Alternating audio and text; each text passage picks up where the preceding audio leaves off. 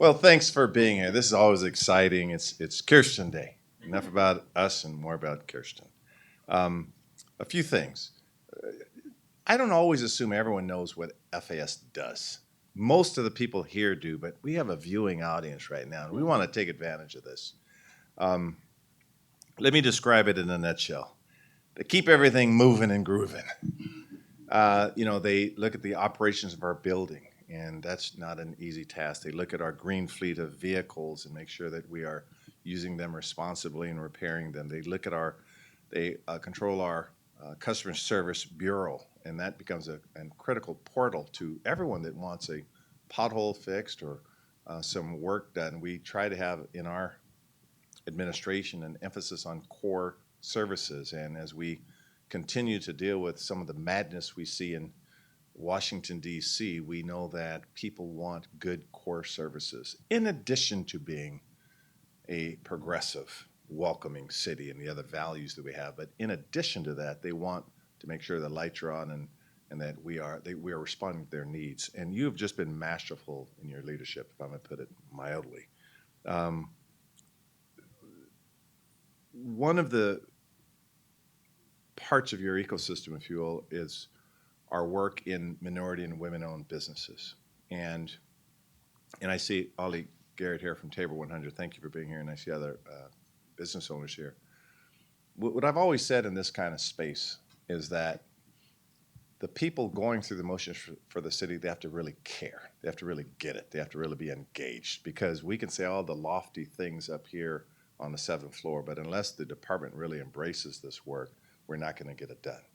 And clearly you and your department embrace this work, and I'm very proud to be a partner with you in this work, and I follow your lead. And again, Kiersten, you've been just magnificent.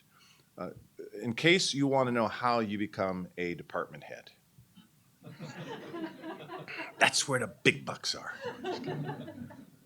Look at what she's done. She started in SDOT, as I recall, Seattle Department of Transportation. You worked at SPU. You worked in the mayor's office. But you seem to have a remarkable ability to always create sort of a fun, lively, can-do, positive attitude in the departments that you touch. So how you become a department head, I think, is to earn the reputation of being very collaborative, very kind, very fair, and very professional.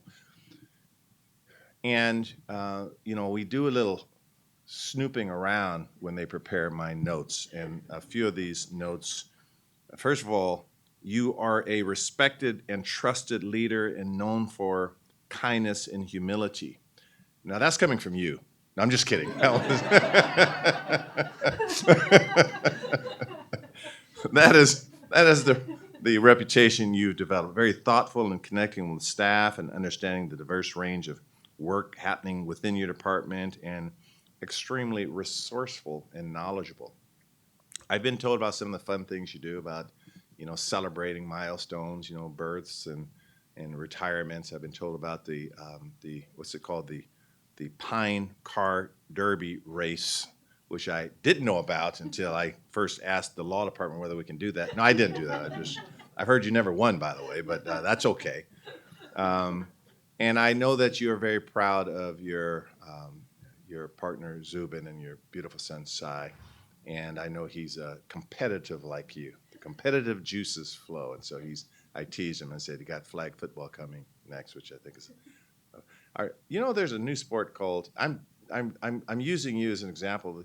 This mayor riffs all the time. It's called Ultimate Frisbee that's been out now. Keep that on your checklist too, because I think that's going to be a hot sport.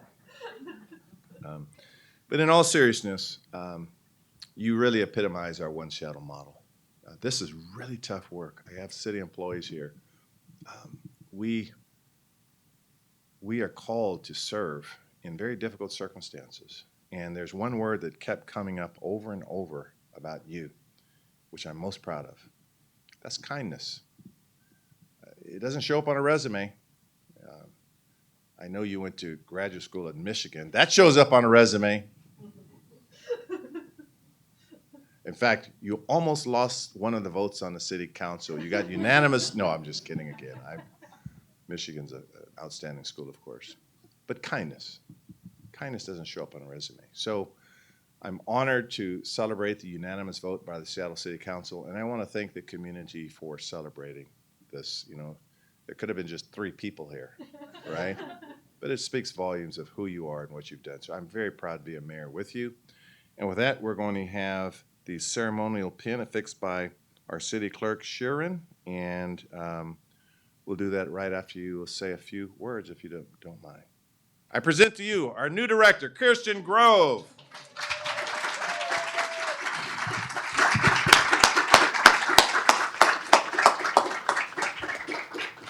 Move this actually.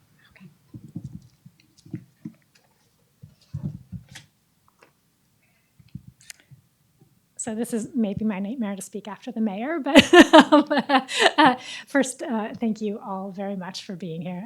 I do appreciate it. And thank you, Mayor Harrell, for your ongoing commitment to the work of FAS, and particularly to ensuring our women and minority-owned businesses have opportunities to work with the city.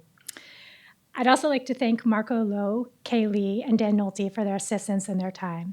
They've each been invaluable throughout this process, and thank you to the council members for the time that you've invested. And I also want to thank particularly Councilmember Rivera, whose kind words have made me tear up more than once during this process. While FAS is largely an internal services department, our key community partners, including Tabor 100, labor, and our small businesses are essential to ensuring that we provide excellent customer service, and I want to thank them for their support and the work they do to keep the city running on a daily basis. I see Ollie Garrett of Tabor 100 and Mary Keefe here of Teamsters, and I want to specifically call out them for all of their support and work. And I'd like to thank my partner Zubin and our son Sai for their humor and patience with my work with FAS and really during my entire time with the city. As Zubin often points out, there's nothing more joyless than not being able to laugh at yourself. So thank you for helping me do that and not take things too seriously. I'd of course like to thank my fellow cabinet members for their mentorship and assistance, and in particular Fire Chief Scoggins and Human Services Director Kim for their continued partnerships. And I'd like to thank the Office of Economic Development Director, Markham McIntyre, for what I think was for him an offhanded conversation, but for me was really meaningful and helped me articulate why I want to be the FAS Department Director. So here's the story. Markham and I were leaving a meeting a few weeks ago, and I was laughing about how rarely I sit in spaces where people just walk through or talk through ideas, and how I enjoyed the novelty of that. I said that my days were largely working through operational issues of a contract, electrical issues at the shelter, ensuring recruitment for key positions. Markham laughed and asked if I had read this book by the founder of Code for America about the lost art of policy implementation, and then he went on his way. I tried to find the book, and I'm actually not sure it's the right one, but I did read Recoding America by Jennifer Polka. And while the book wasn't exactly what I hoped, what I wanted it to be helped me think about the work of FAS, what all of us who are here from FAS do. We make things work through brilliant examples of policy implementation and iteration. Take FAS fleets, for example. Our team plans years out to order, finance, and electrify a fleet of 3,600 vehicles. The fleets team does so many different things at once to make that happen. The team anticipates changing supply chain conditions, annual budget constraints, trains and recruits new employees so we have a skilled workforce, improves on methods for efficiently charging our vehicles, and ethically sources fuels from a WIMBY vendor no less. And the department customers love fleets. We regularly get complimentary emails about the quality of service fleets employees deliver. FAS work at fleets is such a brilliant example of policy implementation, finding the balance of doing so many things well at the same time. And balancing so many priorities is perhaps one of the hardest things to do, and we do it well.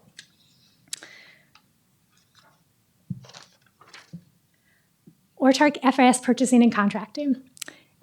Purchasing and contracting ensures city departments get contracted goods and services in quickly and cost effectively, and that the business community, particularly our small and minority-owned businesses, are given a fair opportunity within our processes. The purchasing and contracting team builds relationships within this system, integrating evolving policy directives into our contracting processes. And the team finds technology solutions to make these relationships more seamless, working with project managers with wide-ranging expertise to get their projects accomplished and ensure our wider policy goals are met. The team makes sure our vendors are paid promptly so they can stay in business, and we have amazing results, with annual WIMBY spend making up almost a quarter of city contracted dollars. FAS Purchasing and Contracting balances the city's policy needs with the city's need for goods and services to get things done, and we do it well. It's an incredible art to keep these policy goals balanced and to deliver service for our customers, and our team at FAS does it brilliantly. And this brilliance in implementation extends across FAS portfolio of responsibilities, including how we build and maintain city facilities, such as fire and police stations, run our neighborhood customer service centers, administer the city's regulatory programs, support citywide real estate needs, provide accounting and budgeting services for the city's small departments and offices, recruit and retain staff through human resources, and run the Seattle Animal Shelter. I mean, FAS is the team that ran the largest civilian-led vaccination clinic in the country. And we truly know how to implement and operationalize city policies to make things work for our customers. In my time as FAS director, I want to grow this brilliance. I want to ensure we're expanding our employee skill sets, adapting more nimbly to changing conditions, and building trust and collaboration amongst our teams to continue to be a department that does the work of brilliant policy implementation. And I want to say none of this would be possible without our FAS leadership team. I want to thank you all for what you've done to promote a work environment that fosters growth, collaboration, and excellent customer service. And I particularly want to thank our division directors, I think most of whom are here today. Excuse me. And I want to thank our director's office team, Mickey, Jesse, Adrian, Melissa, Jesse IE, Sherry and Andy, and Julie, for old time's sake, for everything that you've done to bring our team and bring to our team on a daily basis. You make me proud to be a part of FAS. FAS is truly the backbone of the city, and we play a role in nearly every element of city service. This internal, often unseen work of city government has the ability to catalyze the most significant impacts, and this is the brilliant work of FAS. I'm so honored to be the FAS Department Director, and I thank you again for your support and time today.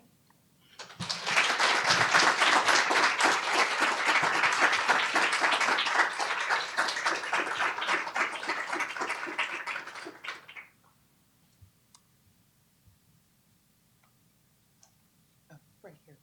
Yeah. Guess it's a bit of a formality as you've already been introduced as. Thank you for letting me be a part of this moment. It's a huge pleasure. All right. So if you want to raise your right hand and repeat after me. I, Kiersten Grove. I, Kiersten Grove. Swear or affirm, you get to choose, I swear that I possess all of the qualifications that I possess all of the qualifications prescribed in the Seattle City Charter prescribed in the Seattle City Charter and the Seattle Municipal Code and the Seattle Municipal Code for the position of Director of the Department of Finance and Administrative for Services, the position of Director of Finance and Administrative Services, that I will support the Constitution of the United States, that I will support the Constitution of the United States, the Constitution of the State of Washington, the Constitution of the State of Washington, and the Charter and ordinances of the City of Seattle, and the Charter and ordinances of the City of Seattle, and that I will faithfully conduct myself and I will faithfully conduct myself as Director of the Department of Finance and Administrative Services. as Director of the Department of Finance and Administrative Services. Congratulations.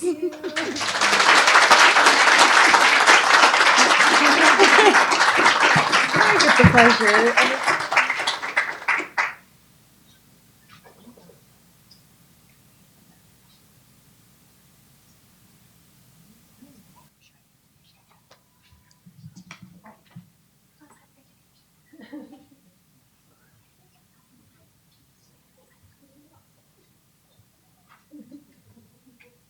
Three, everybody. 1, 2, and 3. 1, 2, and 3. Let's get one without you blinking. 2 and 3. All right.